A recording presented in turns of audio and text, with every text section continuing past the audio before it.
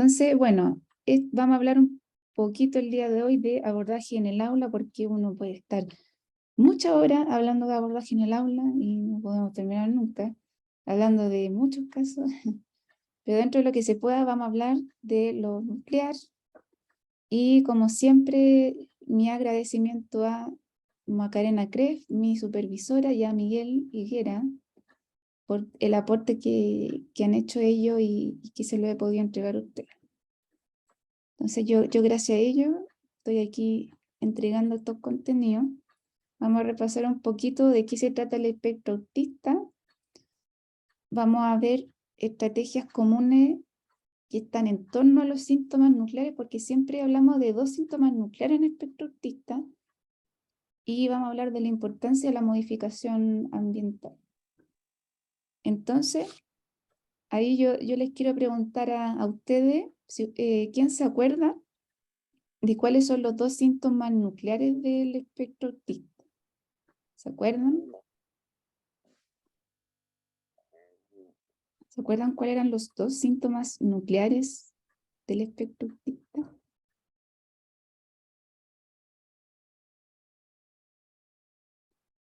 Chan. Vamos a hacer cuenta regresiva. 5, 4, 3, 2, 1. Aquí viene la respuesta. Los síntomas nucleares, según el DSM-5, son las dificultades en la comunicación social y los intereses restrictivos repetitivos. Entonces, si hay conducta asociada a esos dos ámbitos, uno recién puede hablar de la posibilidad de que haya espectro autista. Entonces, repasemos. Hay personas que hablan de trastorno desde el enfoque más biomédico, ¿cierto? Desde la medicina.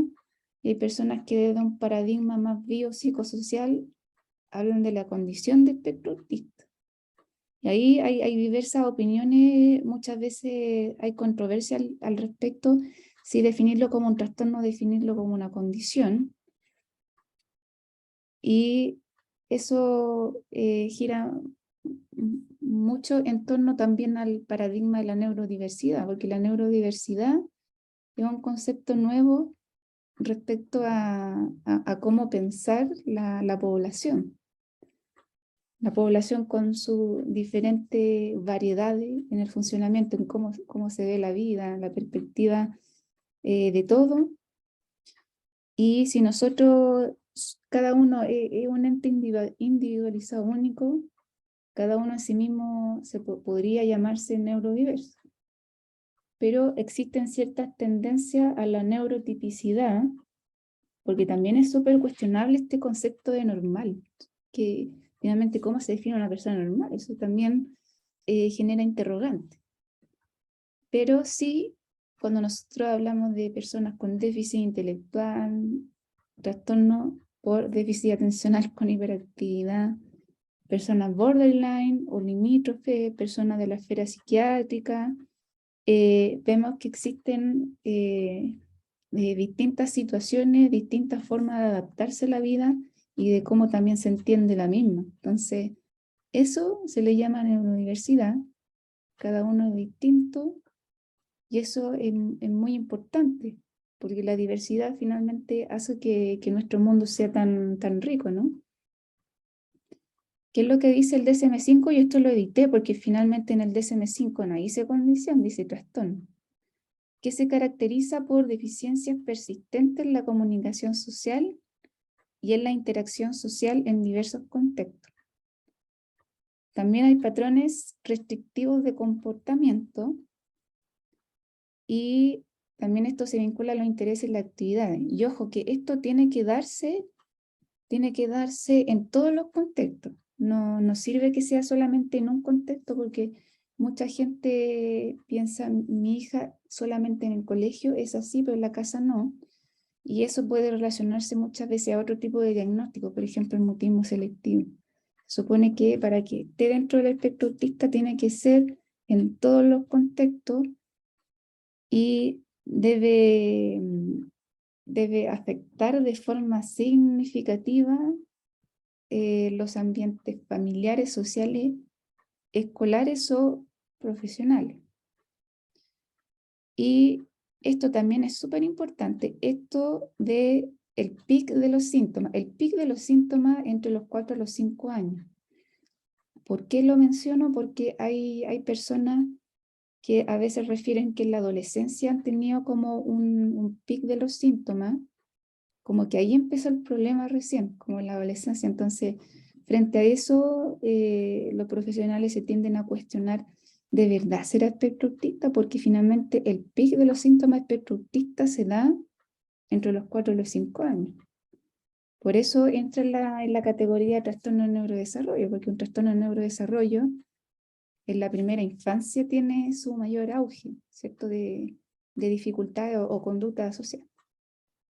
Y si en la adolescencia vemos que está el auge mayor, quizás sea otro el diagnóstico. Eso es lo que se dice al respecto, ¿cierto? Y aquí tenemos los dos síntomas nucleares, que son los que menciona Catherine Lord. Catherine Lord es una investigadora que también está dentro del equipo de LADO 2. Y vemos que se tiene que cumplir como mínimo déficit social y comunicación con patrones restrictivos repetitivos. Eso es como lo mínimo que debe haber para que uno hable de espectro autista. Y muchas veces vienen de la mano con otras cosas, pero no necesariamente siempre se da. Lo más frecuente es que se dé con déficit atencional, pero no necesariamente viene de la mano con eso, ya es lo más frecuente. Y a veces va con déficit atencional más conducta inadecuada o un tema conductual fuerte, o también espectro autista más trastorno de lenguaje, espectro autista más déficit intelectual, y también puede venir acompañado de déficit atencional, y así suma y sigue. Pueden haber muchas comorbilidades o condiciones asociadas, ¿sí?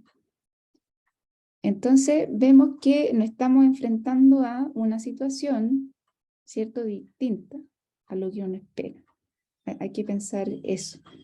Yo me estoy enfrentando a lo mejor a un estudiante que puede tener dificultad en cierta área, pero también puede tener fortaleza en otra, porque algo muy característico del espectro autista es el perfil disarmónico, ¿sí?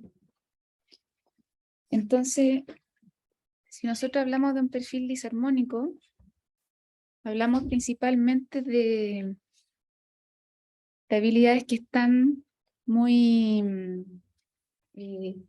muy avanzadas o que tienen un desempeño sobre la media, y otras habilidades que están muchas veces bajo la media o que no tienen la misma versatilidad. Parece que no me veo muy bien. Ya. Y bueno, aquí los chicos me pedían herramientas prácticas, ¿cierto?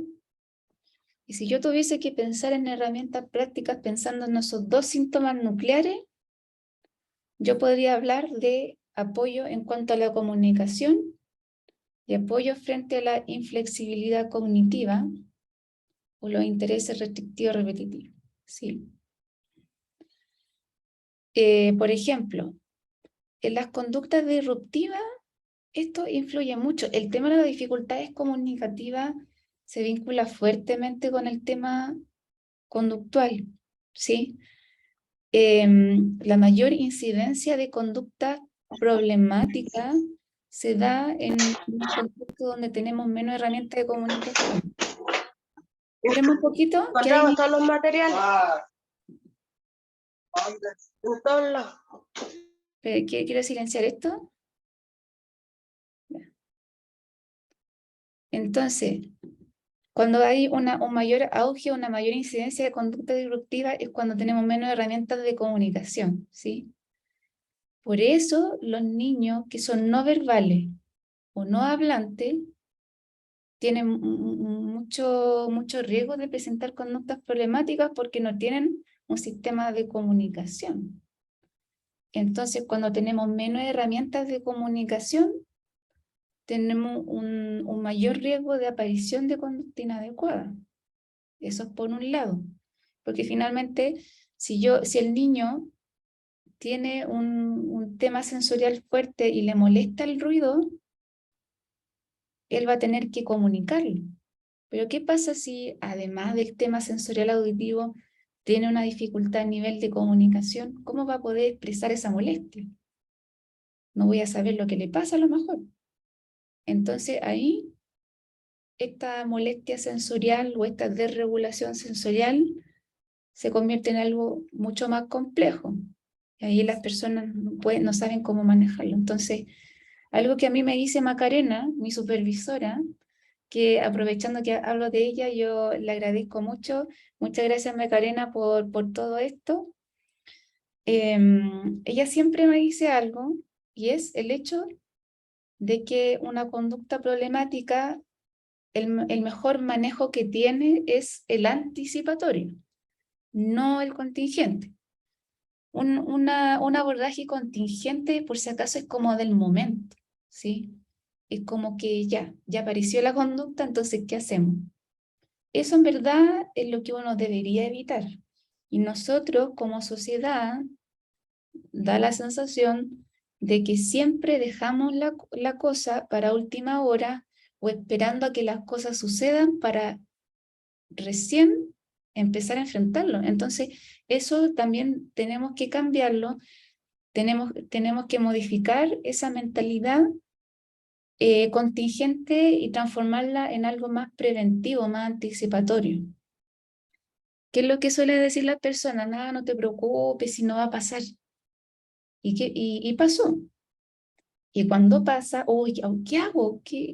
No sé qué hacer. Ya, eso debería evitarse. Y finalmente, cuando aparece la conducta problemática, hay que tener una estrategia, ¿sí?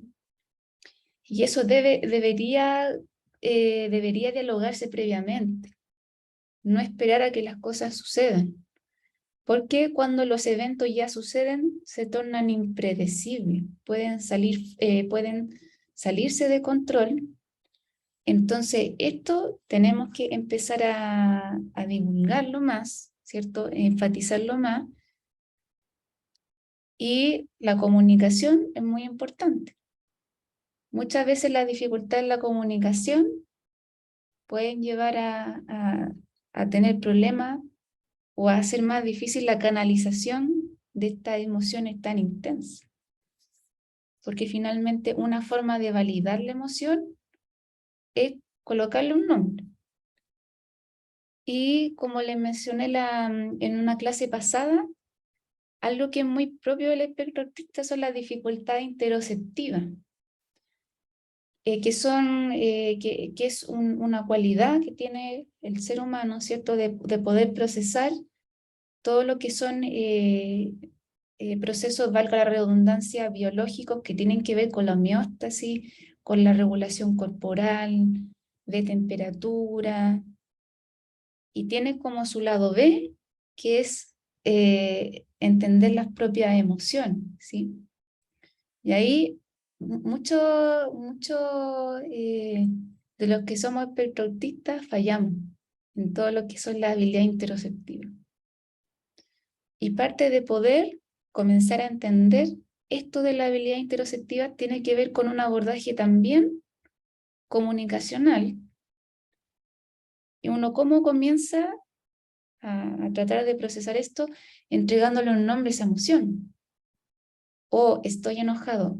Muchos estudiantes confunden el enojado con el triste o el triste con el envidioso y así. Pero cuando ya identifico esa emoción y yo lo expreso, estoy enojado, algo pasa en mi mente que es más distinto. Ahora es algo que yo identifico. Entonces, una vez que está la identificación, ahí podemos hablar de estrategias mucho más concretas. Y eso, por ejemplo, esto se puede abordar con este tipo de diagrama.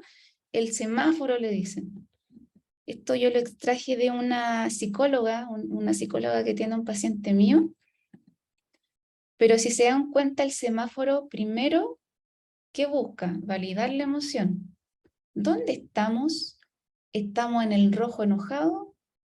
¿En el amarillo ahí un poquito tenso? o en el verde tranquilo. Es una forma de asociar la emoción a algo más concreto que un color. Y eso es una ayuda visual frente a las dificultades comunicativas. De hecho, este semáforo, ahí con permiso la estimada, por favor, si se dan cuenta, es una herramienta para un estudiante no verbal, por ejemplo. Pero validar la emoción, colocarle un nombre, es un comienzo necesario. Y esta función lo tienen los mapas de contingencia, que en su momento también en una clase anterior hablé de los mapas de contingencia. Que son como menos famosos, menos sociabilizados. Uno tiende a conocer más los tableros de anticipación.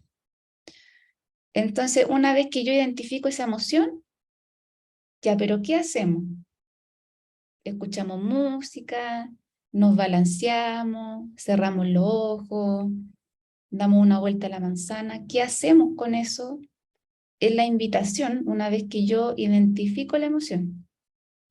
Pero estas opciones no son del momento, o sea, estas opciones debieron haberse dialogado previamente y después se tienen como herramienta, porque finalmente si yo quiero crear un semáforo, yo tengo que hacer la cartulina del semáforo con las fotografías o imágenes de las opciones que podemos implementar. Hay un trabajo previo, dialogado de por medio, y por eso también es una estrategia preventiva. Yo al momento de tener la aparición de la conducta inadecuada, yo uso este recurso. Tiene que estar antes.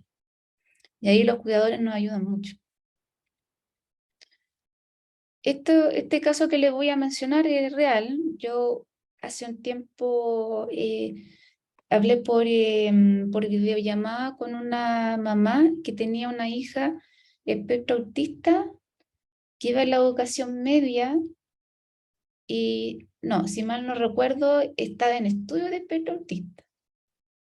Y lo que le pasaba a esta estudiante es que nadie sabía lo que le pasaba, solamente sabían que no quería ir al colegio, no quería ir al colegio, no quería ir al colegio. Entonces la mamá súper desesperada le decía, ya, pero dime, ¿qué te pasa? No sé qué hacer, estoy súper preocupada, en fin, ¿cierto? Y esa vez que conversamos, yo le había hecho una propuesta a esa mamá, que era la siguiente. ¿Qué pasa si usamos una forma alternativa de comunicar esa idea? No pensar en el habla, porque el habla es compleja. ¿Por qué el habla es compleja? Porque yo tengo que colocarme enfrente de una persona, tengo que enfrentar esa situación que da mucha ansiedad. Yo enfrentarme a esa persona que tiene mucha información en la cara y que a mí me cuesta procesarlo, ver a esa persona a lo mejor a los ojos, o que esa persona a lo mejor me toque a mí, me puede dar nervio, me puede dar ansiedad, que esa persona me diga algo impredecible y yo no sepa cómo actuar, eso genera tanta incertidumbre que la persona prefiere evitarlo y no hablar. Pero es distinto cuando a lo mejor yo uso una adaptación y esa adaptación es a lo mejor la escritura. Entonces, yo le comenté a esta mamá, la niña no quiere ir al colegio, ¿cierto? Uno piensa situaciones como acoso escolar, ¿cierto? Acoso de parte de profesores, que también ha sucedido en los estudiantes. Entonces, la propuesta es, usted comience redactando la carta, no que ella inicie el diálogo, porque también algo que es difícil en el espectro autista es la iniciación a las interacciones. Siempre es más fácil responder, pero no iniciar. Por eso les va a pasar que van a haber estudiantes que son buenos respondedores, pero si uno les da el pase a ellos, les cuesta un poquito más. Entonces, vamos a empezar con una recepción, que ella pueda responder, porque tenemos mayor probabilidad de éxito también. Bajar los márgenes de exigencia. Y la mamá iba ahí a escribir, mira, me he sentido así estos días, me he sentido preocupada, he sentido que has estado triste, que te has encerrado, Y como mamá estoy muy preocupada porque pienso lo peor, pienso que te puede pasar esto, A, B, C, y como yo te quiero mucho, me gustaría saber cómo poder ayudarte, cómo entrar en ti, y de ahí dar el pase para que la estudiante pueda responder esa carta, pero siempre dando un contexto antes, porque a través de ese contexto eso puede facilitar que la estudiante pueda empatizar con la mamá, porque otra cosa que también cuesta en el espectro autista es el tema de la teoría de la mente, poder mentalizar a otros o identificar estados mentales. Entonces, con una introducción, con un contexto, podemos hacer más llevadero ese asunto. Y a la mamá le fue bien, le fue bien. De hecho, la hija respondió la carta, supo finalmente lo que le pasaba. Y bueno, este caso pasó hace un buen tiempo, entonces no recuerdo específicamente lo que pasaba, pero sí llegó a buen término. Pero extraigamos la idea principal de esta modificación. Estamos en una situación donde las dificultades de comunicación nos llevan a conductas que son inadecuadas, entre comillas, inadecuadas. Y ahí nosotros vamos a tener que adaptarnos, buscar otras formas de comunicación. Imágenes, que señale fotos, que escriba, que haga un dibujo para graficar lo que le pasa. Y no solamente en casa, sino que también en el mismo colegio. No esperar a que la conducta aparezca de forma inadecuada, ¿sí? Yo puedo comunicarlo antes de que aparezca esa conducta. Y si yo, por ejemplo, me desregulo, quiero salir, quiero salir corriendo, o estos síntomas que tienen que ver con taquicardia, con alta ansiedad, eso no sucede de un momento a otro. Eso es una especie de escalada. Primero es un poquito, me siento un poquito incómoda, que no sé qué, es que me está mirando, y después empiezan las conductas a hacerse mucho más, mucho más exacerbadas. Pero yo no voy a esperar a que eso aparezca, le tengo que dar herramientas a ese estudiante para que me comunique. Y esa herramienta para que me comunique, muchas veces el habla no nos va a poder ayudar. Porque a veces el habla es tan difícil que va a tener que buscar otra forma para poder comunicar esa situación complicada. Ha pasado que los estudiantes no hablan porque si hablan, lloran. Si hablan, explotan. Porque el habla da una sensación de que uno se siente más expuesto. Pero en cambio, si yo entrego un papel y no miro, y el profesor lo lee con tiempo, ¿cierto? Sin necesariamente que esté el estudiante ahí, ¿cierto? Y porque el habla, algo que tiene es la apelación, o sea, yo te intercepto, yo te hago preguntas de vuelta en el momento y uno va a tener que organizar esa idea para la respuesta. Y eso también es difícil. La elaboración de un discurso también es difícil en el espectro autista. Entonces yo le voy a dar herramientas comunicativas a este estudiante para que evitemos la aparición de una desregulación o de una sensación de querer huir u otra, o de golpear a alguien también. Y estas son ayudas visuales para poder hacerlo. Ahí yo no coloqué el dibujo, pero el dibujo también es una opción. Hay unos comentarios, vamos a verlo. Ya, no, que había pasado algo con el niño. Pensemos en los intereses restrictivos repetitivos. Yo sé que hay gente que no le gusta que yo hable de una forma más médica, pero yo tuve esta formación y yo, al menos desde el enfoque más biopsicosocial, no sé cómo lo estarán viendo, pero al menos desde mi área más biomédica, ¿cierto? Yo soy fonoaudióloga, yo tuve una formación médica, científica, y yo de esta manera les puedo mostrar los contenidos. En cuanto a intereses restrictivos repetitivos, nosotros nos vamos a topar con lo que es la inflexibilidad cognitiva. La inflexibilidad cognitiva nos lleva muchas veces a las dificultades en la adaptación, en el transicionar de una rutina a otra, de una situación a otra, de los cambios también. Entonces, eso tiene su abordaje específico, pero al mismo tiempo los intereses restrictivos repetitivos se asocian con lo sensorial. Y lo sensorial va a depender mucho de la evaluación sensorial que tengan los estudiantes.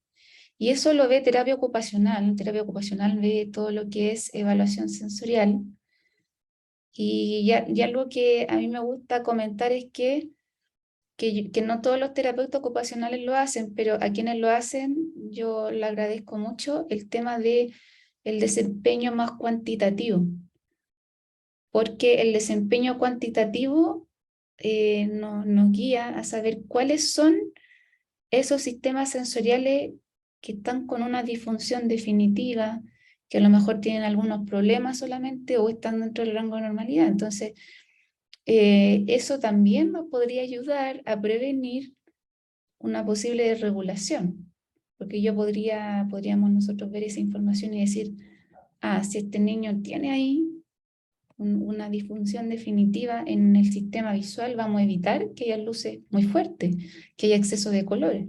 Vamos a tener una forma preventiva de abordar esa posible situación. Y va a estar determinado también por el estudiante, porque como hablamos de un espectro, no todos los estudiantes tienen las mismas dificultades sensoriales. Van a haber niños que a nivel de olfato van a tener una sensación más exacerbada y por lo tanto van a haber estímulos u olores que le van a causar náusea. O van a haber estudiantes que el aspecto más auditivo va a ser una dificultad tan fuerte que van a llorar o van a golpearse los oídos, entre otras cosas. Y frente a eso, vamos a estar preparados con alguna herramienta como audífono antirruido, por ejemplo, o a lo mejor alguna guía en blanco y negro también, o algún estímulo en blanco y negro. Si a nivel de olfato a lo mejor, tener una estrategia de a dónde dirigir a ese niño, porque finalmente el niño en algún momento puede salir huyendo, ¿cierto? Pero tiene que haber un espacio dentro de la sala donde él pueda regularse mientras desaparecen estos estímulos que son exacerbados. Porque si yo estoy en un lugar con mucha aglomeración de personas, en mucha información social, que es difícil de procesar. Entonces, ¿qué es lo que va a tender a hacer el estudiante? A evadir esa situación y tratará de buscar un lugar tranquilo donde haya menos información social. Pero ¿qué pasa si no hay un lugar designado para eso? Y ese lugar designado para eso, para el descanso, para poder regularse y volver, vamos a tener que asignarlo. Y eso sería súper bueno tener un lugar asignado para esos descansos y por lo tanto también con mayor detención usar otras estrategias. Ahí hay estrategias como, a ver, la zona de relajación, si es que en la misma sala, o a lo mejor en otra sala. Cosas por el estilo uno las puede adaptar en el aula o escuela. Pensemos nuevamente en la inflexibilidad cognitiva pensando en las transiciones. Lo impredecible a mí me pone nerviosa porque no sé qué hacer. Es algo nuevo, es algo que yo no esperaba, nadie me avisó de un momento a otro. Dentro de lo posible, vamos a avisar eso que es impredecible. Un cambio de profesor, dentro de lo posible, vamos a avisar o informar a los cuidadores del cambio de profesor. o del cambio de actividad, que a lo mejor se canceló la actividad de hacer educación física y ahora vamos a la sala de arte. Dentro de lo posible vamos a tratar de anticipar los cambios. Y una forma de anticipar los cambios, que es la más recomendada, es la visual. Y lo visual es más fácil de comprender que el oral, porque el oral es similar a una raya en el agua. Se desaparece de forma rápida y cuesta retener esa información en la memoria de trabajo. Entonces, si yo puedo usar una ayuda visual, cada vez que yo necesite recordarlo, voy a ese lugar. Voy al lugar del tablero de anticipación, por ejemplo. Y ahí, me acuerdo. Si vuelvo a sentir ansiedad, voy al mismo lugar. ¿Sí? Entonces, ¿eso requiere disposición del cuerpo docente? Sí, requiere disposición. Porque si vemos que hay un profesor que lo despide en el mismo día, el otro día viene otro, que eso sucede. ¿Qué es lo que hará un cuerpo docente que tiene gran disposición? Va a llamar a ese cuidador para que anticipe a este estudiante, ¿cierto? Y esta anticipación ideal que también esté en la casa, o sea que este tablero de anticipación también esté en la casa. No asumamos que todos los estudiantes tienen dificultad en la anticipación. No todos los estudiantes tienen dificultad en la anticipación. Por aspectos de autonomía, ¿cierto? Para poder desarrollar esa área que es bien importante en la persona, uno recomienda que los niños tengan tablero de anticipación en su casa, independiente si hay dificultad o no en ese sentido. Pero los candidatos más urgentes suelen ser los niños que tienen un tema de conducta inadecuada con los cambios de rutina. Son candidatos urgentes, pero no necesariamente todos los estudiantes son candidatos urgentes. Y secuencias como esta. Sabemos que hay situaciones tan impredecibles que vamos a tener que improvisar. Y una de esas improvisaciones es a través de la secuencia. Es bueno que uno sepa dibujar. No es necesario ser un experto en el dibujo, pero sí defenderse. ¿Por qué? Porque muchas veces va a haber una noticia, pero tan imprevista que ni siquiera nosotros sabíamos que vamos a tener que comentarle a ese niño lo que vamos a hacer. Mira, ¿sabes que recién me avisaron que vamos a ir a la sala de arte, que se canceló educación física? Entonces yo tomo una servilleta y con el plumón yo hago los dibujos respectivos. Y ustedes van a decir, ay, pero ¿será necesario? No se lo cuestione, usted hágalo. ¿Por qué? Si estamos viéndolo como un enfoque preventivo, yo lo haría de igual manera. Yo no esperaría a arriesgarme a que solamente hacerlo oral y aparezca la conducta inadecuada. ¿Entienden? ¿No? Entonces es un enfoque diferente. Yo me aseguro, igual se lo digo visual, se lo dibujo y le explico, y si él quiere volver a consultar, le paso la servilleta para que él la vea y vaya consultando cada vez que él se sienta inseguro. Entonces, a pesar de que de forma oral les vaya bien, siempre las estrategias preventivas son las mejores, siempre son las más efectivas. Una caja de la calma. Esto es de la página del sonido de la hierba al crecer. Y esto también puede ser un recurso pensando en aquellos niños que están desregulados y quieren ir a esa zona, sea mental o física, donde se van a regular, van a estar tranquilos sin esta presión y finalmente volver a su condición basal o de tranquilidad, como ustedes quieran llamarlo. Y sería muy bueno tener todo tipo de herramientas que tenga que ver muchas veces con las dificultades sensoriales de los adultos. Por ejemplo, si es un niño que tiene búsqueda como más táctil, tener herramientas que apelen a ese sistema sensorial. O tener audífono antirruido, pensando en las dificultades que son de ese canal sensorial. Esperamos un poquito que... Ah, ya. Es que había un ruido. ¿Sí? ¿Qué otra cosa más? Esto pasa, me ha pasado, y a lo mejor a alguno de ustedes le ha pasado. El niño que echa de menos a la mamá. Yo he visto casos bien complejos del niño que echa de menos a la mamá y tiene que estar la mamá en el colegio. Y también he sabido de casos no tan complejos. Y una forma de poder abordar que el niño necesita a la mamá es teniendo en la cajita calmante la foto de la mamá y o sea, en caso de que haya una mayor necesidad y eso no sea suficiente, tener un video guardado de la mamá. Y eso requiere de la disposición del educador a tener ese recurso también, claramente. ¿Qué más? Si nosotros pensamos en aquellos niños que usan como recurso una canción, eso también lo podemos usar a nuestro favor,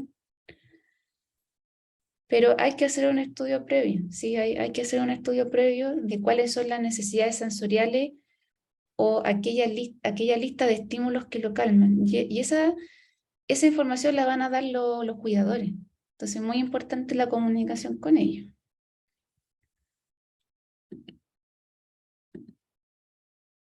Jaja.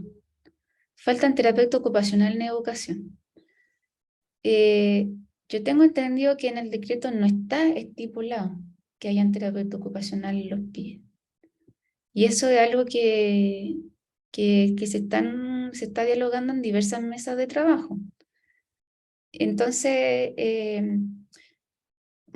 hay una alta incidencia de causa de desregulación que se vinculan con lo sensorial, ¿sí? Muy frecuente. Entonces, si el aspecto sensorial es tan importante, sería bueno que alguien estuviese sondeando esa información, ¿cierto? Y además, el equipo multidisciplinario también se apoya en ello. Ellos son súper importantes. ¿Qué más? Claro, no en todos los pies porque no está estipulado. Y eso es algo que también lo conversamos el lunes en la mesa de trabajo, que el hecho de que es cierto, pero yo no sé si a nivel de sociedad o a nivel de nuestro país, pero cuando la información no aparece en los decretos, los profesionales se quedan con que no es necesario hacerlo, ¿sí? Que tiene que estar explícitamente anotado en el decreto para poder ejercerlo, ¿me entienden o no? Y si no está explícitamente colocado en el decreto, no lo hacen. Y a grosso modo, ¿cierto? De manera un poquito más gruesa, más general, hay apartados donde se habla de la importancia de las capacitaciones y que a través de esas capacitaciones uno instale modificaciones necesarias, pero está en la generalidad. Y cuando hay enunciados muy generales, queda muchas veces a interpretación de las instituciones. ¿Y qué es lo que van a hacer muchas veces las instituciones? Si no está literalmente anotado ahí que hay que hacer ABC, no lo hacen. Es una tendencia, pero yo no sé si en otros países se dará de la misma manera o habrán indicaciones más concretas. Ya, por ejemplo, aquí Patricia dice que no la aceptaron como tutor sombra para su hijo. Y de hecho, muchas mamás han reclamado por el tema del tutor sombra y la verdad es que sí, eh, uno tiene derecho a un tutor sombra. Entonces, de alguna manera hay como cierto rango de decisiones o de acciones que no están siendo fiscalizadas. Y esa no fiscalización finalmente se traduce en práctica inadecuada. Claro, no está especificado explícitamente. Y cuando no está explícitamente escrito, la institución suele saltársela, suele omitirla, suele no visibilizar. Lo mismo lo mismo en el caso del uso de los screens, o sea, las capacitaciones, claro, te pueden enseñar el uso del screen y todo eso, pero finalmente si no está en el decreto va a haber una tendencia a no utilizarlas. Pero es cierto que hay mucha situación inadecuada con respecto al uso de los fondos. Por ejemplo, el hecho de que un niño espectro autista esté suspendido, que no asista al colegio por suspensión, pero que al mismo tiempo esa escuela siga beneficiándose de la subvención de ese niño, no debería ser una práctica permitida, por ejemplo. No debería suceder. Y eso, lo que dice Daniela, finalmente los docentes por la suya quedan en cuanto al tema de la capacitación, más una decisión personal, ¿cierto? Y el tema de los tiempos también, los tiempos asignados de trabajo. Los docentes sí suelen trabajar más de lo que les corresponde y se llevan mucho de este tema más burocrático a la casa. Entonces uno se cuestiona, ¿en qué momento yo me voy a seguir capacitando, ¿cierto?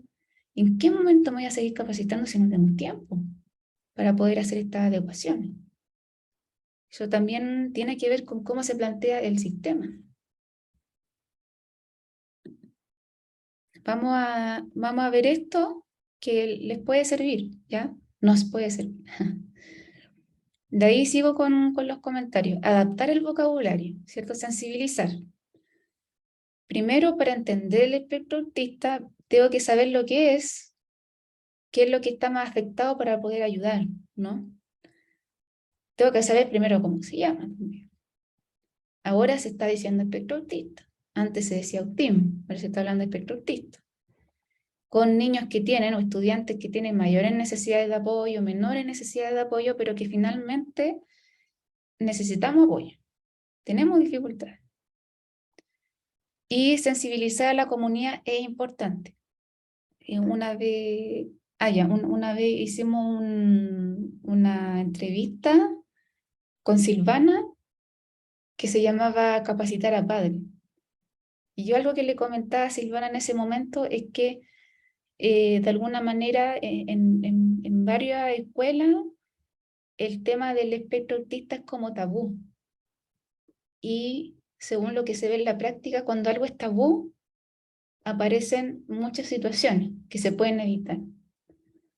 Por ejemplo, a lo mejor es un ejemplo muy burdo, pero si pensamos que el dinero es tabú, o que la educación cívica es tabú, o que el tema del sexo es tabú, entonces va a haber mucha desinformación en torno a esos temas. Y por lo tanto van a surgir diversas situaciones. Por ejemplo, el embarazo adolescente, el tema de no saber administrar nuestro ingreso desde un enfoque más práctico, o que nos pasen a llevar nuestros derechos, eso tiene que ver con la educación cívica. Al parecer, cuando los temas son tabú, nosotros no nos manejamos muy bien en esos temas. Así que lo primero que te vamos a tener que hacer es hablar de esos temas. Y hablando de esos temas, vamos a lograr también prevenir muchas situaciones. O sea que es un enfoque mucho más adecuado, más efectivo, el enfoque desde la prevención. Y parte de sensibilizar también es empezar a cambiar el vocabulario, porque algo que yo he visto que ha hecho mucho daño a las familias es el término normal. No, si este niño no es normal, que no se junte con nosotros, porque no es normal. Y lejos de ser como algo beneficioso, es algo mucho más peyorativo, que muchas veces afecta más la autoestima del estudiante espectro autista, porque no es normal, o sea, da la sensación de que no es sujeto de derecho a ser incluido. Y eso es algo que se da, que está sujeto a la interpretación de los demás. Y de hecho, algo que me dijo Silvana en esa entrevista, que ahí yo se las comparto, es que al parecer el diagnóstico le pesa más al entorno que a la misma persona, ¿sí? ¿Qué quiere decir eso? Que los prejuicios, la falta de información, lleva a asumir algo errado, ¿sí? ¿Cómo se está cambiando esto? En vez de normal, neurotípico. o con desarrollo esperable. Y en vez de, a lo mejor, anormal, neurodiverso, a lo mejor, una persona espectro autista. Ahora ahí hay una discusión porque hay personas de la comunidad autista que les gusta el término autista y lo promueven, pero en cambio hay otros papás que dicen que no les gusta el término autista porque la gente lo malinterpreta. Entonces ahí hay una discusión un poquito compleja con respecto al tema de autista o no, dentro del espectro o no. Finalmente creo que algo que es muy importante es la sensibilización, ¿sí? Sensibilizar que tenemos que ser incluidos porque somos sujetos de derechos, somos seres humanos, todos. Ser concretos también. Si yo sé que esa persona es espectro autista, ¿por qué yo la voy a estar sometiendo a ironía? Eso es una forma de no respetar a esa persona espectro autista, porque perfectamente, si yo sé que a una persona espectro autista le cuesta el tema del doble sentido, le cuesta el tema de la ironía, yo voy a tratar de evitar que esa persona se sienta expuesta. Pero si yo como compañero de este estudiante constantemente estoy haciendo ironías para dejar en vergüenza a mi compañero, eso no es adecuado y debería ser visibilizado. Y respecto a temas de conducta inadecuada, el cuándo sí. El cuándo sí es un enfoque que también tenemos que cambiar nosotros como personas, como sociedad, porque el no siempre está mucho en nuestra boca. No, no hagas eso, no, no corras, no vayas a la disco, no le pegues.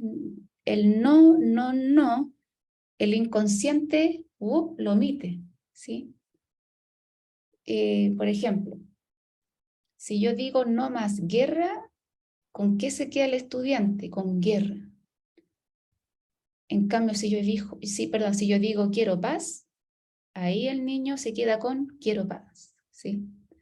Entonces, el no lo omite el subconsciente, y si yo quiero que las instrucciones queden claras, si las reglas queden claras, yo tengo que ser más concreto y finalmente aludir a lo que yo espero. Si constantemente le digo al niño no salte, el niño va a saltar, porque yo doy énfasis al saltar finalmente. Entonces, una conducta inadecuada muchas veces aparece por el no, porque el no es frustrante. En cambio, si yo digo, espera un poco, cuando sea recreo lo vas a hacer. Es distinto, ¿no?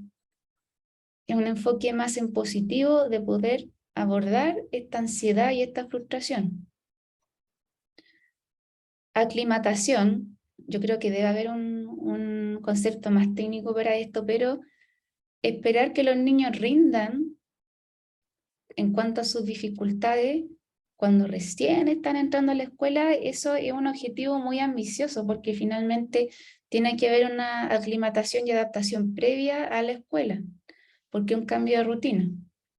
No necesariamente todos los estudiantes el día lunes van a entrar a clase y el día martes ya están rindiendo y enfrentando sus dificultades. Muchas veces van a tener una adaptación previa de empezar con menos horas y empezar aumentando la hora de manera progresiva.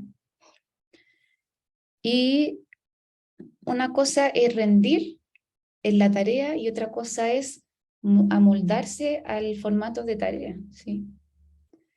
Y un niño puede demostrar habilidades, pero no necesariamente en todos los contextos. Y eso es algo que suele pasar en el espectro autista, lo de la generalización de los aprendizajes. A lo mejor este niño puede nombrar los insectos con sus juguetes, pero si uno le coloca una guía con dibujos de insectos y él tiene que estar sentado y rendir en esa guía, a lo mejor no nos va a ir bien. Entonces primero vamos a tener que adaptar a este niño al formato de mesa o al formato de guía, o ver si es que tiene una base previa con ese estilo de aprendizaje. Está como mal usado el término, con ese formato de trabajo, con ese formato de trabajo. Entonces el condicionamiento progresivo es importante y sobre todo medirlo. porque si nos quedamos en 2 horas de ida a la escuela y no hacemos nada más, tampoco es muy responsable,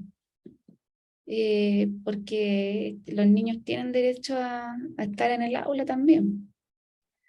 Entonces, ¿qué es más realista? 2 horas, 2 horas y media, 3 horas, 3 horas y media, 4 horas, 4 horas y media. Un cambio progresivo tiene más posibilidades de éxito porque es un objetivo menos ambicioso. Pero si yo de la noche a la mañana quiero que pase de 2 horas a 8 horas, eso es menos realista. Economía de ficha. Esto yo no sé si lo han escuchado, pero la economía de ficha se basa principalmente en poder incentivar el trabajo, pero a través de dosificación. Y esto sí puede a lo mejor requerir un trabajo previo en casa. Lo que hacemos en fonoaudiología muchas veces es tratar de apelar a refuerzos o incentivos para que estos niños no rindan, porque que estos niños trabajen porque sí, es muy extraño. Muchas veces vamos a tener que hacer tratos con ellos. Y esos tratos también dependen mucho de los niveles de impulsividad o de tolerancia a la espera y la frustración. Entonces, si no hay un condicionamiento previo a la espera y a la frustración, no podríamos usar economía de ficha. La economía de ficha es dosificar. Por ejemplo, lo hiciste muy bien, te ganaste una estrellita, y si juntas 5 estrellitas, a lo mejor va a ganar un incentivo que pueda realizar en su mes, no necesariamente burbuja o algo que llame la atención a los demás niños, porque eso puede irrumpir en la clase. Entonces, para hacer una economía de ficha, vamos a necesitar un trabajo previo de acondicionamiento también, porque el niño cuando no tiene experiencia en incentivo, quiere las cosas ahora ya, y trata de quitarte las cosas de las manos. Entonces, para que el niño sea capaz de esperar y tolerar la economía de ficha, vamos a tener que hacer un progreso gradual. Por eso es muy importante la comunicación con los padres y saber si estos estudiantes están siendo abordados por alguien que sepa del tema también. Porque el manejo conductual es algo que no todos los fonoaudiólogos saben, porque el niño con trastorno del lenguaje tiene un perfil muchas veces distinto al niño con espectro autista. Al niño con espectro autista muchas veces vamos a tener que bloquearlo para que rinda en las actividades. Vamos a seguir con los comentarios. Los colegios con PIE deben atender a niños desde qué curso. Se supone que desde primero básico pueden ser atendidos con PIE. Yo he visto instituciones sí que también desde ¿cómo se llama? Desde la prebásica, pero no son todas las instituciones, son como extensiones. Ahí Patricia comenta, los PIE deben gastar los recursos en capacitar a sus profesionales. El tema es quién fiscaliza eso para que se ejecute. Y en general, ¿por qué no lo hacen? Porque no lo fiscalizan, ¿cierto? Y esto de la no fiscalización es algo que se da, al parecer, en varios contextos, más allá de educación, se da en muchos contextos. ¿A partir de qué edad puedo acompañar a un niño como tutor sombra? Ya, ahí yo tendría que investigar. Si alguna de ustedes sabe esta respuesta, ahí, si nos ayudan, sería súper bueno, le agradecería mucho. Ya, ahí Ángela nos comenta, en mi experiencia de mamá azul, va a depender mucho el nivel de apoyo de su hijo y la flexibilidad de la escuela. Eso también es algo que he visto. Si se dan cuenta, hay decisiones que quedan muchas veces a libertad de la institución. Y por lo tanto, al estar a libertad del criterio de la institución, no se asegura que uno pueda tener ese beneficio, ¿me entienden? Y eso por la no fiscalización. Poco menos que por buena voluntad, que la institución, si la institución lo hace. Y eso es algo que en verdad debería cambiar. Yo vengo saliendo de una capacitación de mamá diferencial. Yo no sé si es una marca y otras no. Claro. Ahí Daniela nos comenta, aún es tabú y falta sensibilizar a los docentes también. Yo he escuchado barbaridades en boca de colegas, yo también. Y de hecho, incluso de centros de terapia, yo he escuchado personas que no se refieren de forma respetuosa a los estudiantes espectro autista. Claro, en los niños enfermitos, eso también son ejemplos de prácticas que denostan o tratan de forma peyorativa a la persona espectro autista, ¿cierto?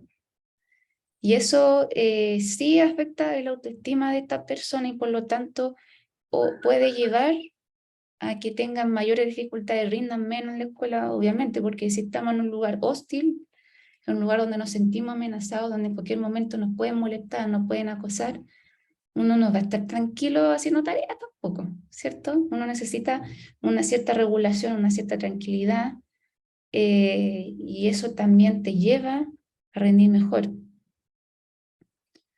Ángela, también he escuchado hablar de Asperger y no autista, incluso a profesionales. Ahora es TEA nivel 1. Es que, claro, es súper controvertido porque dentro de las comunidades autistas hay activistas autistas que quieren que los llamen autistas, mientras que hay otras personas que dicen que quieren que las llamen, como les dijera, Asperger también, considerando que ya había caducado el término. Hay personas que prefieren personas dentro del espectro autista. Entonces hay una dicotomía ahí un poquito compleja de discutir con temas de conceptos, pero finalmente será una discusión necesaria. Me refiero a qué tanto nos aporta eso, una discusión de conceptos. Por ejemplo, no todas las personas saben que es importante trabajar la imitación en el espectro autista. Ojalá se divulgara esto de la importancia de la imitación en el espectro autista. Pero en vez de eso la gente prefiere más discutir cómo hay que llamarle a los estudiantes. Entonces, eso también nos describe como sociedad, que no nos enfocamos mucho en la ayuda, nos enfocamos más en la polémica. ¿Les suena familiar esto, no? También tiene que ver con el abordaje de conducta disruptiva. Poco menos que la sociedad tiene que esperar a sangrar para ir al médico, siendo que sería más efectivo ir al médico cuando hay dolor, ¿o no? Ahí ir al médico. Entonces, bueno, y otra cosa, que alguien que no es sociable no necesariamente puede ser espectro autista, sino que puede ser un diagnóstico diferencial, un mutismo selectivo, una fobia social, una ansiedad social también. Y muchas veces también lo usan de burla: oye, cómprate una isla, o eres autista porque la persona no habla mucho. Entonces es como una especie de etiqueta de burla también de parte de algunos estudiantes, como dice Daniela. Objetivos funcionales, esto también, cuando uno lo lee así técnico, como que no se entiende mucho, pero con el ejemplo a lo mejor queda más claro. Un objetivo funcional es finalmente los aprendizajes, ¿no? Aprendizajes para la vida, para la inserción social, ¿cierto? Eso es un objetivo funcional en una escuela. Pero muchas veces los profesionales confunden esto y piensan que los objetivos son muchas veces tener las conductas de los neurotípicos, ¿sí? ¿A qué me refiero con esto? Yo otras veces he hablado de esto, bueno, sí, suena como muy repetitivo. Yo una vez hice una clase presencial en San Bernardo y había una señorita que tenía un hijo, no recuerdo la señorita, y ella contaba que el profesor le llamaba la atención porque no prestaba atención en clase. Entonces yo le había preguntado a la señorita cómo le iba con las notas al niño, y al niño le iba bien en las notas.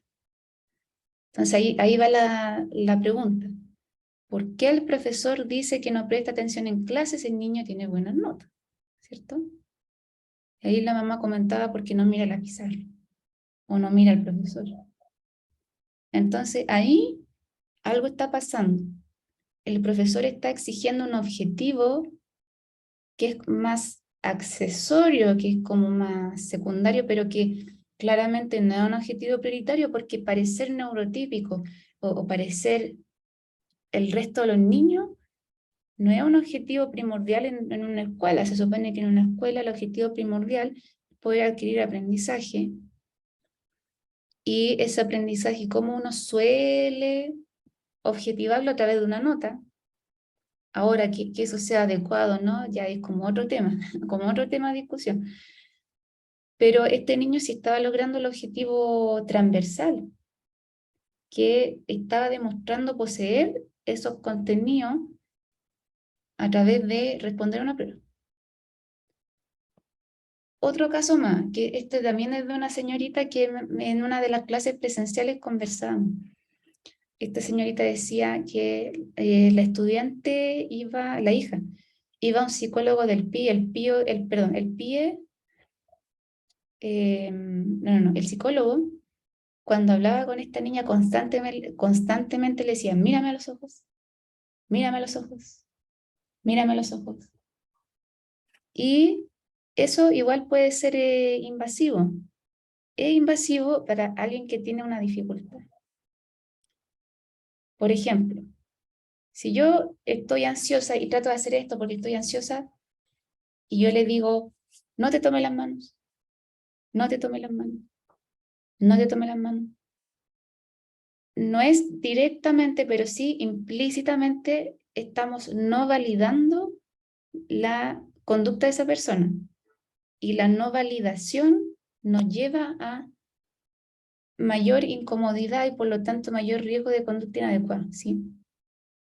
Si yo le digo a los papás, no se enojen, no se pongan ansiosos, ¿qué estoy haciendo ahí? Lo estoy invalidando, ¿sí? Y uno tiene que hacer lo contrario, tiene que validarlo.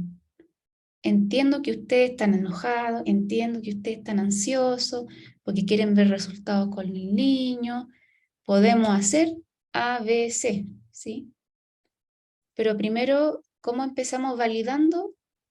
Reconociendo la emoción del otro, que eso es algo que yo les conté hace poquito, muy importante validar para poder tranquilizar a esa persona y prevenir la aparición de una conducta inadecuada. O lo mismo, estamos tratando como de empatizar. Lo mismo una persona que tiene mucho peso y constantemente está diciendo, no comas, no comas, no comas, ¿cierto? Una persona que tiene miedo, eh, háblame, háblame, no tengas miedo, no tengas miedo. Y eso te lleva a tener más miedo, ¿cierto? Más miedo. Entonces, objetivo funcional, nunca perder de vista lo transversal. Lo transversal es la adquisición de aprendizaje para la vida, ¿no? Para la inserción social. Y trabajar en equipo sí es una habilidad que nos puede ayudar a la inserción social. Que sea el único camino, no necesariamente, pero hay que pensar que cuando uno está hablando de objetivos muy ambiciosos, igual uno tiene que hacer adaptaciones, ¿sí? No le pidamos a un niño de la noche a la mañana que trabaje en un grupo de 20. Podemos abordar ese objetivo, pero siempre haciendo adaptaciones. Por eso yo ahí le puse zona de desarrollo próximo, que es como un concepto que usan mucho los docentes, ¿no? Que tiene que ver con Vygotsky y estas teorías del aprendizaje, que finalmente yo adaptar para poder lograr el objetivo. Yo no, si hoy día es lunes y el niño tuvo una crisis de media hora, yo no voy a exigir que el niño mañana martes no tenga crisis. No, no vamos a empezar por ahí, vamos a empezar por un objetivo más realista, que a lo mejor sean 20 minutos de crisis, o a lo mejor sean media hora de crisis, pero más intermitente, ¿no? Entonces, esos objetivos tenemos que considerarlos en beneficio del estudiante. Hay que adaptar. También esto es importante mencionar, el vínculo con la red de apoyo. Si nosotros tenemos la posibilidad de comunicarnos con los terapeutas, sea particular o sea del centro de terapia, o sea del hospital, independiente de la naturaleza del profesional, es muy bueno porque ellos están expuestos a información que nosotros no tenemos. Por lo tanto, nos pueden dar herramientas que vamos a poder utilizar en caso de, ¿cierto? Los cuidadores lejos tienen muchísima información, por algo esperable, porque ellos pasan más horas con los niños. Entonces son muy buenos aliados. Ahora también puede ser una gran barrera, depende mucho del contexto familiar también. Generalizar aprendizaje del hogar a la escuela y viceversa es un objetivo también funcional y transversal. Que el niño sepa pedir ir al baño en la escuela es súper necesario. Sé que en la casa a lo mejor no va a tener la necesidad, ¿cierto? Pero si nosotros a lo mejor tratamos de intentar hacer una especie de demo o de role-playing en la casa, quizás eso facilite más en la escuela, es una suposición.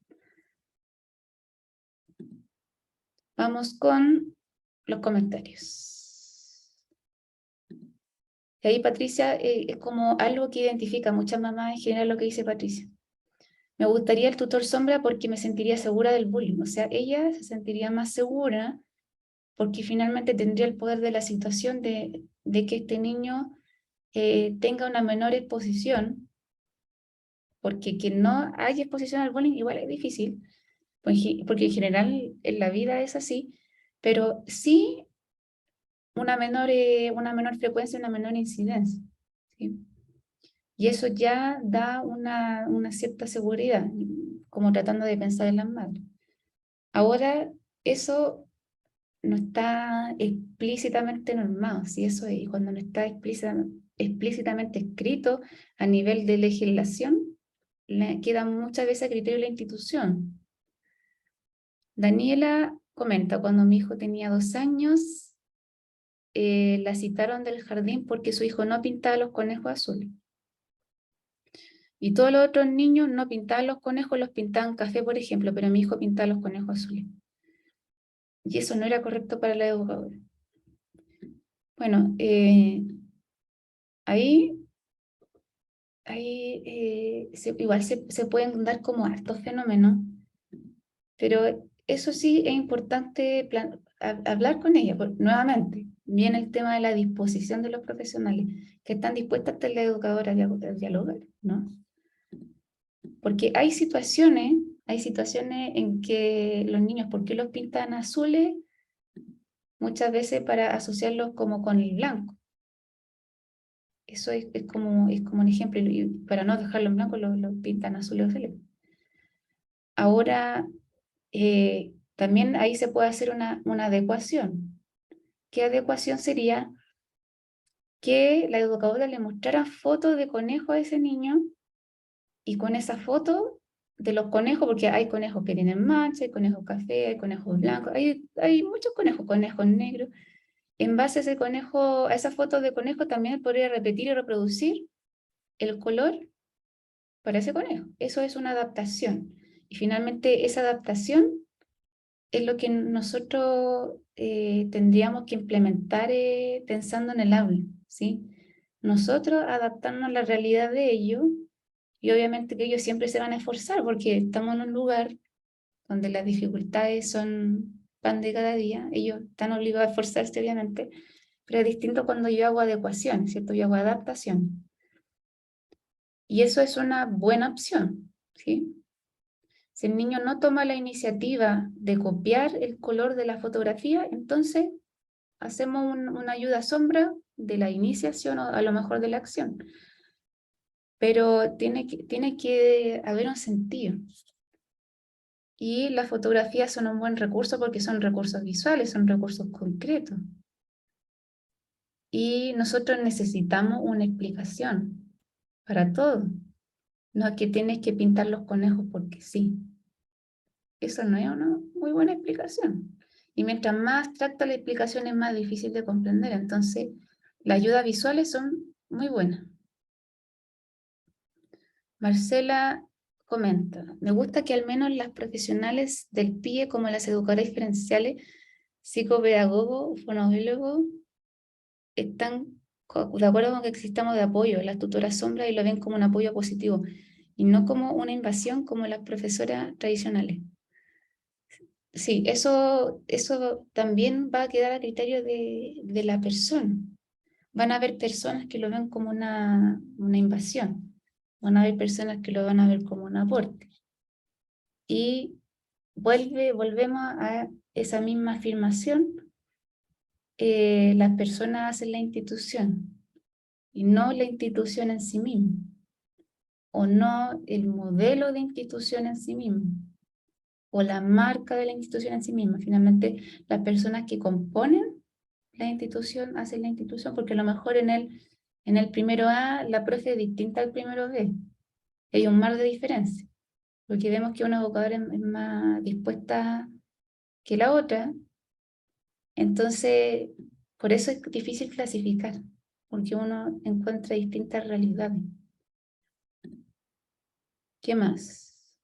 Modificación ambiental, que será el último ítem, porque en verdad es un contenido súper amplio, uno está tratando como de hablar de algo más práctico, pero si nosotros nos quedamos horas y horas hablando de lo mismo, lo podemos hacer, ¿sí? Y hablar de casos, porque a través de los casos queda mejor ejemplificado cómo se dan las dificultades o las adaptaciones, ¿sí?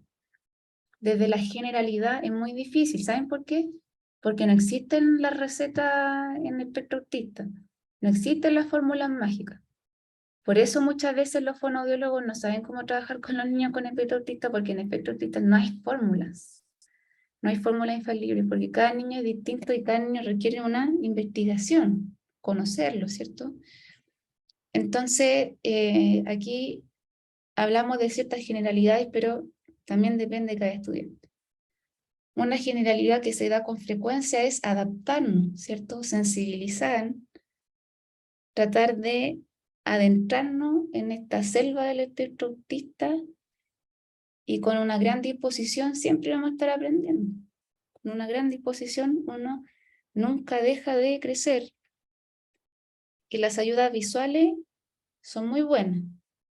Cuando hablamos de dificultades en la comunicación, dificultades en la comprensión, las ayudas visuales son muy buenas. Y las modificaciones ambientales, bueno, aquí hay varios principios de Teach ejemplificados en fotografía, pero si yo quiero hablar de una modificación de Teach, de este modelo de intervención contextual, educacional, también es importante llevarlo fuera del aula. O sea, fuera del aula también hay un mundo, no solamente dentro del aula. Fuera del aula hay baño, ahí está el primero A, primero B, primero C, está el patio, está el casino. Eso también es importante que sea identificado, que tenga un nombre, ¿sí? Uno dice, ay, pero si esas cosas tienen nombre. Es que si yo no veo la imagen, no sé cuál es el nombre. Eso le pasa en espectro autista, que el habla es una raya en el agua. Yo digo baño. ¿Qué era esto? ¿Qué era esta puerta? No me acuerdo. Entonces ahí la persona le da ansiedad. ¿Esta puerta de qué era? Y no sabe si abrir o no la puerta, porque a lo mejor hay una sala de clase al otro lado de la puerta y puede interrumpir una clase, lo pueden molestar, la profesora se puede enojar. Entonces, eso tiene que tener un nombre, y un nombre, mientras más concreto el nombre, mejor. O sea, si tiene una imagen, el primero A mucho mejor. No tengo que asumir necesariamente que van a entender el primero A. Ahora es por un tema preventivo. Lo mismo, si está la puerta del casino, que tenga el nombre del casino con su imagen, lo mismo en el patio, lo mismo en el baño, en fin. En este caso, miren, esta imagen ahí dice aula teach, pero hay zonas, o sea, hay zona de descansar, zona de trabajo, zona de guardar. Todo tiene un nombre por zona, y eso a nivel visoespacial también lo ayuda mucho. Orientarse visoespacialmente nos ayuda mucho por zona. Yo me imagino que aquí varias personas fueron a votar porque era voto obligatorio, ¿no? Cuando uno fue a votar, había flechas, ¿o no? Indicando la salida, indicando los números de la lista, de las mesas, ¿cierto? Eso Hijo, me asusté cuando hizo eso. Oh, me asusté. allá. Las personas que fueron a votar, si se dieron cuenta, habían una flecha hacia el segundo piso o a lo mejor hacia el lado, indicando la mesa de votación, ¿cierto? Eso mismo es importante que lo llevemos al contexto de la escuela, porque algo que también nos pasa mucho es el tema de las dificultades visoespaciales. Nosotros somos buenos para perdernos y tenemos que estar ahí siempre viendo el Street View o el Google Map para acordarnos dónde quedaba la calle. Y a nosotros nos cuesta porque si no encontramos el nombre de la calle, ahí como que nos sentimos más inseguros. Entonces el Street View siempre nos ayuda. Entonces, ¿qué sería una herramienta súper útil a nivel visoespacial? Señalar dónde está el baño, por ejemplo, o dónde está la salida, o dónde está la zona de tranquilidad. Así que el colegio asigna una zona de tranquilidad o de no aglomeración. Sería muy bueno. Pero que esos espacios importantes estén identificados. Y que a lo mejor hay un mapa dentro de la escuela, a lo mejor en el hall o en algún lugar donde estén las salas también. Porque hay escuelas que tienen muchas habitaciones y los niños se pueden perder a lo mejor. O también, si se desregulan, no saben a dónde ir, ¿sí? Y en su momento con Jennifer García, y es una chica que tiene una página de materiales. Una vez también lo comentó, que sería muy importante que en la infraestructura pública estuviese alguna especie de señalización sobre a dónde ir para esas zonas que tienen menos ruido, por ejemplo. Porque pensando en una persona desregulada por el tema del ruido, de los autos, de los bomberos, ahí independiente del estímulo, si hubiesen señalizaciones sobre a dónde ir a correr para estar más tranquilo, podríamos empatizar más con estas personas espectro autistas, ¿no? Entonces, pensando en eso, sería una buena adaptación para la escuela, que haya una zona de descanso, pero que esté señalizada, porque créanme que cuando uno está así desesperado, intranquilo, ansioso, cuesta pensar. Pero lo visual ayuda mucho a nosotros guiarnos. Las secuencias temporales, ojo, que tiene otro fin, no un fin de identificar la zona o de ponerle un nombre a la zona. No tiene el fin de rotularla, tiene el fin de enseñar cuáles son los pasos a seguir. Esto es una secuencia temporal y, ojo, es distinto a la rutina de un tablero de anticipación. La secuencia temporal suele estar en la zona de la rutina, pero el tablero de anticipación suele estar en la zona como central, ¿no? Como la parte central de la casa, la parte central de la sala. Pero son conceptos distintos, porque les comento porque se confunden muchas veces. Ya terminamos. A lo mejor otro día hacemos algo mejor. En fin. Francia, según tu experiencia y conocimiento. Gracias. ¿Es recomendado o no que dos hermanitas con espectro autismo estén en el mismo curso? Bueno, ahí depende. Es como la respuesta de yo sé que es como insatisfactoria, pero depende también de la hermana, porque si usted observa que la otra hermana no es un aporte, es como uno diría, no, mejor separar. Hay hermanas que sí son una gran ayuda para su otra hermana, por la disposición que tienen, ¿cierto? Y hay otras que no. Entonces, habría que ver el caso particular. Lo mejor es el apoyo visual. Ángela, accesibilidad cognitiva. No hay en los hospitales, colegios, cualquier lugar público. Exactamente. Las infraestructuras están muy en función de la persona que no ve, no vidente, o persona que tiene movilidad reducida, pero pensando en las dificultades más cognitivas o sociales o sociocognitivas, ahí hay una falta de concientización.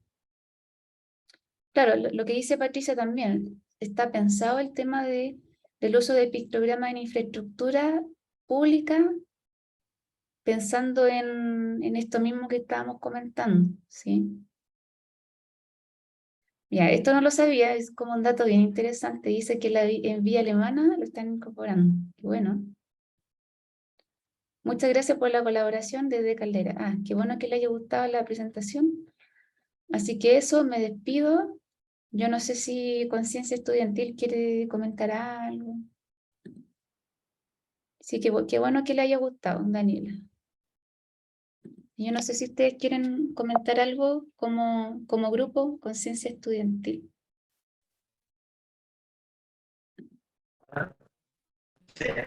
¿Se escucha? Se escucha, pero como cortado. Se escucha como cortado.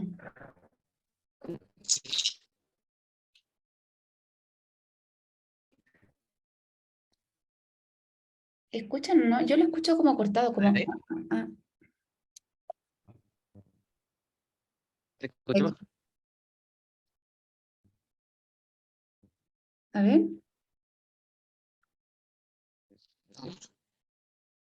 se corta. Sí se corta. Ah, pues, escribí por el chat. Si la grabación la subiré a mi canal de YouTube, yo creo que ya, bueno, la subimos. Mil gracias, de verdad. Usted, Daniela, es docente, así yo pregunto. Qué bueno que le haya sido útil la información.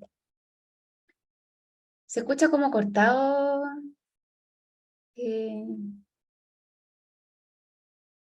Lo otro es que lo puede escribir también. Use un sistema de comunicación alternativo. Sistema de comunicación alternativo. Ah, ya, mira qué interesante. Daniela es docente y es madre de 2 niños espectro autista. Entonces, muy interesante. Un niño con TDAH. Entonces, ahí Consejo Estudiantil nos comenta, muchas gracias por este espacio educativo. Qué bueno. Así que yo creo que sí, lo voy a subir a YouTube para que lo puedan ver después. Pero vemos, como yo les comentaba al inicio, hay un margen o un espacio que está sujeto muchas veces a la disposición de las instituciones, ¿se dan cuenta?